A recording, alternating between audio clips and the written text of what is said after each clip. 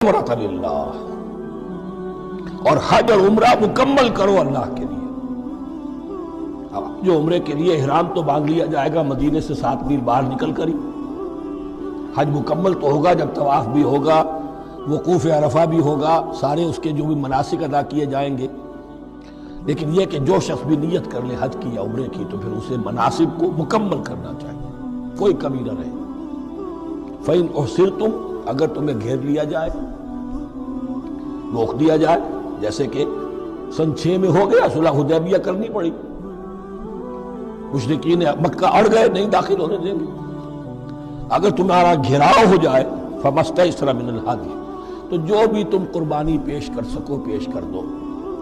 یہ دم احصار کہلاتا ہے کہ چونکہ اب ہم آگے نہیں جا سکتے، یہی ہمیں احرام کھولنا پڑ رہا ہے، تو دم احصار، یہ خون، یہ جو جانور اللہ کے نام پر ہم دے رہے ہیں، یہ اس کی ایک طرح کا کفارہ ہے۔ وَلَا تَحْلِقُوا رُؤُوسَكُمْ حَتَّى يَبْلُغَ الْهَدْيُ مَحِلَّهُ، اور اپنے سر اس وقت تک نہ موڑو جب تک کہ وہ ہدی کا جانور جو ہے وہ محل تک، یعنی جو بیت الماء جہاں پر جا کر ذبح ہونا ہے وہاں پہنچ نہ جائے۔ جانور تو آپ نے بھیج دیے اور وہ رکاوٹ نہیں ڈالیں گے، اس لیے کہ ان کا گوشت تو ان کو کھانے کو ملے گا، لہذا جانور، لیکن یہ اندازہ کر لو کہ اب اتنا وقت گزر گیا ہے کہ وہ ہدی قربانی کا جانور جو ہے وہ پہنچ گیا ہوگا، ہدیم بالغ الکعبہ، وہ وہاں پر اس کی اپنے مقام پر پہنچ گیا۔ فمن کان منکم مریضا او بہ اذى من راسہ، تو جو کوئی بھی تم میں سے ہو بیمار یا اس کے سر میں کوئی تکلیف ہو، کوئی زخم ہو، اور اس کی وجہ سے یہ ہے کہ وہ حجامت کرانی ضروری ہو جائے، بال کاٹنے ضروری ہو جائیں، ففدیۃ من صیام او صدقۃ او نسک، تو پھر فدیہ دینا پڑے گا۔ اگر اس ہدی کے جانور کے کعبے تک پہنچنے سے پہلے تمہیں اپنے بال کاٹنے پڑے، حجامت کرانی پڑی، تو فدیہ ہوگا۔ یہ جو ہے دم جنایت کہلاتا ہے، یعنی ایک جو کمی رہ گئی ہے اس کی تلافی کے لیے۔ وہ صیام بھی ہے، روزے 3 دن کے، اور صدقۃ او نسک، یا پھر یہ ہے کہ کوئی قربانی ہے، ایک جانور قربان کیا جائے، دم جنایت اس کو کہتے ہیں، یا صدقہ کیا جائے، 6 افراد کو کھانا کھلایا جائے۔ فَإِذَا أَمِنْتُمْ، پھر جب تمہیں امن حاصل ہو اور تم سیدھے جا سکتے ہو، بیت اللہ پہنچ سکتے ہو، فَمَنْ تَمَتَّعَ بِالْعُمْرَةِ إِلَى الْحَجِّ فَمَا اسْتَيْسَرَ مِنَ الْهَدْيِ، تو جو کوئی بھی فائدہ اٹھائے عمرے سے حج سے قبل، فَمَا اسْتَيْسَرَ مِنَ الْهَدْيِ، تو وہ ایک اور قربانی پیش کرے جو بھی اسے میسر ہو۔ اب یہ سمجھ لیجئے کہ حضور کی بعثت سے پہلے عرب میں رواج یہ تھا کہ ایک سفر میں حج بھی کرنا، عمرہ بھی کرنا ان کے نزدیک حرام تھا، یہ توہین تھی کعبے کی۔ حج کے لیے 3 مہینے، شوال، ذوالقعدہ، ذوالحج، اور رجب کا مہینہ ان کے ہاں طے تھا عمرے کے لیے۔ عمرے کے لیے علیحدہ سفر کرو، اس کے لیے علیحدہ سفر کرو۔ لیکن شریعت محمدی میں جو آسانیاں کی گئی ہیں وہ یہ ہیں کہ ایک شخص، چونکہ اس ملت کو پھیلنا تھا بہت طویل علاقے پر، لوگوں کے لیے سفر آسان تو نہیں تھا، تو آپ ایسا کر سکتے ہیں کہ آپ جائیں اور عمرہ بھی کر لیں، حج بھی کر لیں۔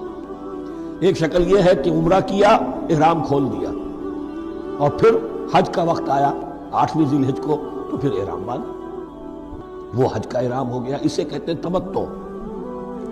ایک یہ ہے کہ حج کے لیے احرام باندھا تھا، جاتے ہی عمرہ بھی کر لیا لیکن احرام کھولا نہیں، اسی احرام میں جاری رکھ کر اسے، اور اسی میں حج بھی کر لیا، یہ قران کہلاتا ہے، جمع کر لیا ایک ہی احرام میں عمرے کو بھی اور حج کو بھی۔ ایک افراد کہلاتا ہے، بس ایک کے لیے صرف حج کا معاملہ شروع سے۔ تو یہاں تمتع کی جو ہمیں اجازت دی گئی ہے اس کے لیے، جسے دم شکر کہتے ہیں حضرت امام ابو حنیفہ، یہ شکرانہ ہے کہ ہم ایک قربانی دیں۔ لیکن امام شافعی کے نزدیک یہ بھی دم جنایت ہے، یہ بھی جبر ہے، چنانچہ امام ابو حنیفہ کے نزدیک یہ قربانی جو دی جاتی ہے اس کا گوشت قربانی دینے والا بھی کھا سکتا ہے 1/3 کے درجے میں، لیکن امام شافعی کے نزدیک نہیں، یہ ایک صدقے کے اور اس کے دم جنایت کے قریب کی شے ہے، اس کا گوشت جو ہے قربانی دینے والا خود نہیں کھا سکتا۔ فَمَن لَّمْ يَجِدْ، اب اگر کسی کے پاس نہیں ہے یہ ہدیہ پیش کرنے کو، فَصِيَامُ 3 أَيَّامٍ فِي الْحَجِّ، تو اب اس پر لازم ہے کہ حج میں 3 روزے رکھے، 7ویں، 8ویں اور 9ویں ذی الحج کو روزہ رکھے، عین ایام حج میں۔ 10ویں کا روزہ نہیں ہو سکتا، وہ عید کا دن ہے، یوم النحر ہے۔ وَسَبْعَةٍ إِذَا رَجَعْتُمْ، اور 7 روزے رکھو جبکہ تم واپس چلے جاؤ اپنے گھروں میں جا کر 7 روزے رکھو۔ تلک عشرۃ کاملہ، یہ 10 روزے ہوں گے مکمل. ذالک لمن لم یکن اہلہ حاضر المسجد الحرام، لیکن یہ رعایت کہ حج اور عمرہ ایک ہی سفر میں کر لیا جائے اور ایک ہی احرام میں کر لیا جائے یا 2 احراموں میں کیا جائے، یا یہ کہ ان دونوں کو جمع کرنے کی شکل جو ہے، یہ ایک رعایت ہے کن کے لیے؟ ذالک لمن لم یکن اہلہ حاضر المسجد الحرام، جس کے اہل و عیال مسجد حرام کے قریب نہیں رہتے، دور سے آ رہے ہیں، تو ظاہر بات ہے کہ ان کے لیے رعایت ہوگی. واتقوا اللہ، اللہ کا تقوی اختیار کرو. وعلموا، اور جان لو، ان اللہ شدید العقاب، یقیناً اللہ تعالیٰ سزا دینے میں بھی بہت سخت ہے. فمن فرض فیہن الحج، تو جو کوئی بھی اپنے اوپر لازم کر لے ان مہینوں میں حج کو، لازم کر لے سے مراد نیت پختہ کر لے، اور نیت پختہ کرنے کی علامت احرام باندھ لے.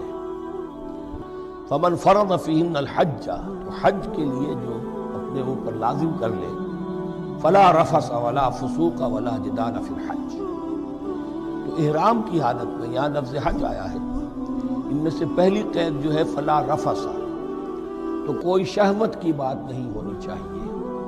میاں بیوی بھی ساتھ حج کر رہے ہیں تو احرام کی حالت میں وہی قید ہے کہ جو اعتکاف کی حالت میں ہے. باقی یہ کہ فسوق اور جدال، اللہ کی نافرمانی یا باہم جھگڑنا، اس لیے کہ بہت بڑی تعداد میں لوگوں کا اجتماع ہوتا ہے، سفر میں بھی لوگ ساتھ ہوتے ہیں، تو لوگوں کے غصوں کے پارے جلدی چڑھ جاتے ہیں. اس میں خاص طور پر روکا گیا کہ یہ ہے کہ اس میں امن ہو اور سکون ہو. اور آج بھی واقعہ یہ ہے کہ دنیا میں معجزات میں سے ہے یہ، اتنی بڑی تعداد میں لوگوں کا جمع ہونا، اور وہاں امن رہتا ہے، وہاں وہ جنگ و جدال اور جھگڑا اور فساد وغیرہ قطع نظر نہیں آتا.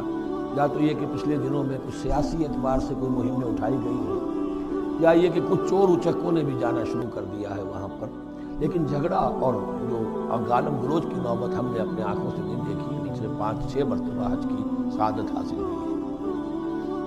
فلا رفث ولا فسوق ولا جدال فی الحج وما تفعلوا من خیر یعلمہ اللہ، اور جو خیر بھی تم اس کے دوران کرو گے اللہ کے وہ علم میں ہوگا.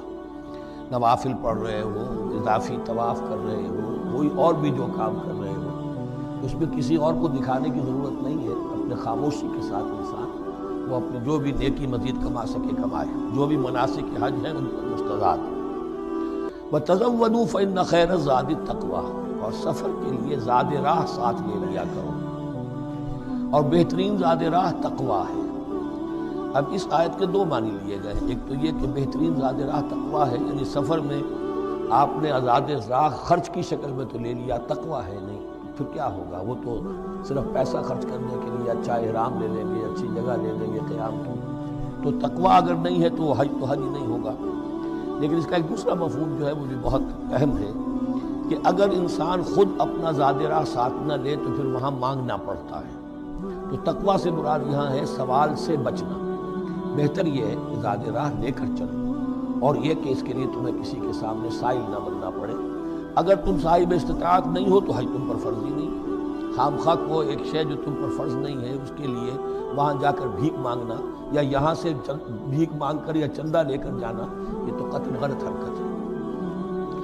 وَتَزَوَّدُوا فَإِنَّ خَيْرَ الزَّادِ التَّقْوَىٰ وَاتَّقُونِ يَا أُولِي الْأَلْبَابِ، اور یقیناً میرا ہی تقویٰ کرو